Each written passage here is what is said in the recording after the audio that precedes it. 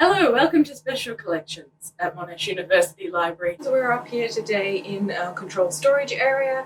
My name is Anne Holloway and I am the current manager / curator of Special Collections, and I will be giving you a video walk through some of our holdings. In comparison to the other institutions in Melbourne, the Special Collections at Monash University Library are quite young. We only began collecting in the 1960s with the purchase of a small selection of 17th century books, mainly surrounding Jonathan Swift and his contemporaries. The collection then grew to focus on literature, philosophy, religion, history of science, and had strength including English and French literature, exploration, and things like the Popish Plot in our pamphlet collection, as well as the long-form history of sexuality and gender from the 18th century onwards, and of course, a history focusing on Australia as well. You've just seen the first edition copies of Gulliver's Travels from the Swift collection, and I'm beginning to show you one of our prized possessions is a first edition of Darwin's Origin of Species, which is what I am about to show you here.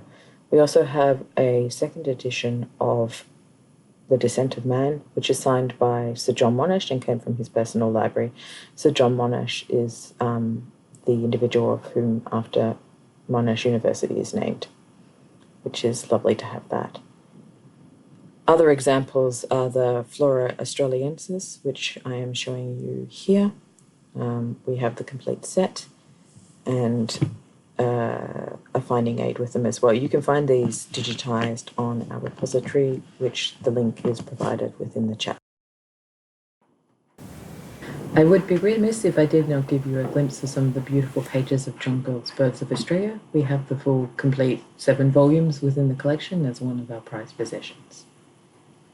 Moving on rather hastily, I'm sorry. I'm going to want to talk about the Asian Special Collections. You're looking here at bark books from 19th century Indonesia. They are in Javanese, and each one is a Buddhist sutra. We have about 7 of these particular books. They're very fragile. Monash University Library has a lovely range of Asian collections, including the Mel Rickliffe collection, which contains about 5,000 books plus microfilm of materials relating to Indonesia during the VOC period, or the Dutch East Indies.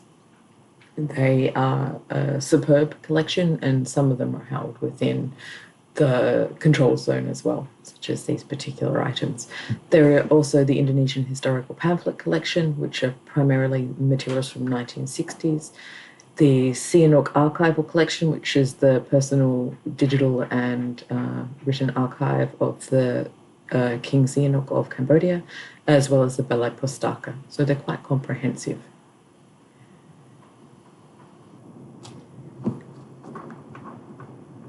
I'm going to start by letting you look at this particular Manuscripts Super Biblium, which is the Mammograptus Bible by Johannes Marquesinos from 1476. It is our earliest incunabula. We have another one from 1486, which is a Dominican confessions manual of French origin. It's a very beautiful manuscript. I just don't have time to show you here.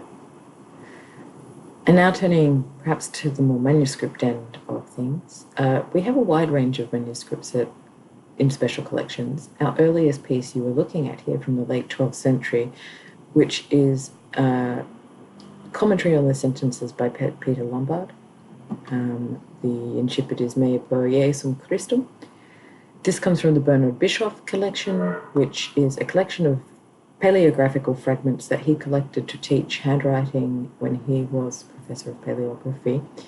And we have about 30 of them, plus a number of early print materials. The latest one goes up to roughly the mid-16th century.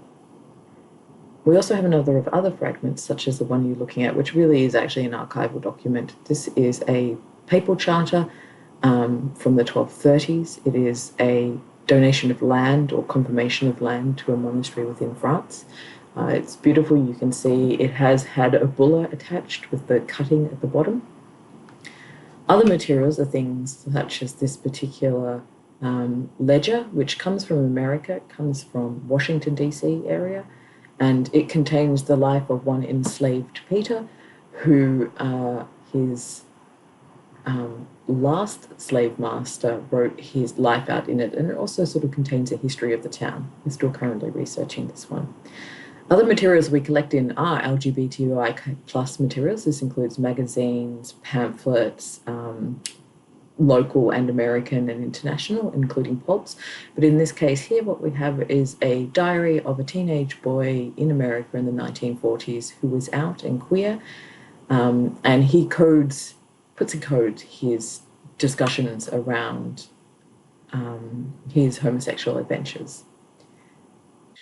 But what you're actually looking at right now is one of our medical collection, and this is one of some 45 prescription books across Melbourne and regional Victoria that we have in the collection, which leads me, hopefully in a slightly clunky segue, going from prescriptions and recipes to our cooking and food history collection, which is enormous. I have not much time to go through it, but I thought we could sit here and look at this rather beautiful late 19th century display of German cakes. These would have been hung up in a shop so that you could see they actually extended a concertina.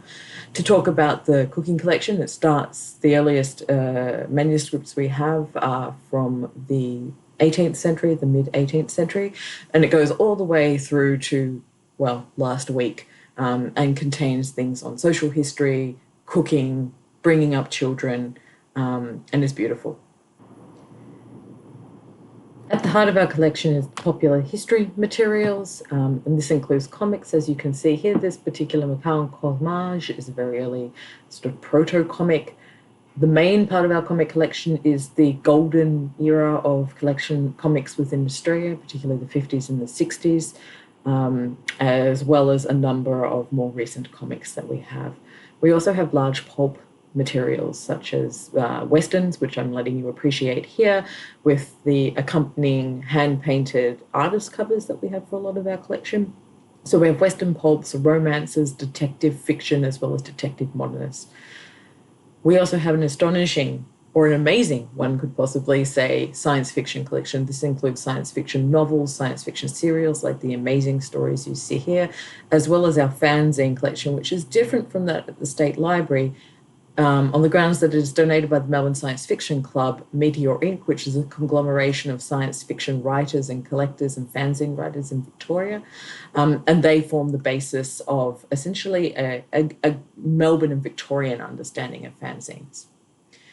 As we have moved on to Rackham and to Delac, we also have the Lindsay Saw Children's Collection, which, unlike, is not Australian focused. It has international materials in it as well. And our heart and our strength really is this kind of either ephemeral early 19th century children's picture and illustrated books and fairy tales. So we have an incredibly strong and varied fairy tale collection. And I'm just throwing in here rather quickly at the end for your edification another beautiful book, as we do have some artist books, not as many as both Melbourne and the State Library, but that was one.